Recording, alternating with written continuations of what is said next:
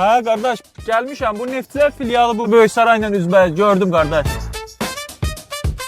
Hə qardaş, salam aleykum. Nə tərsiz, nə var, nə yox? Sizin tərifinizi yaman çox eşitmişəm. Deyirlər sizdə belə maraqlı xidmətlər var. Nə xidmətlərdir bunlar? Xoş gəlmisiniz. Keçin əyləşin bir stəkan çayını özünüz gözünüzlə görəcəksiniz. Çox sağ ol qardaş.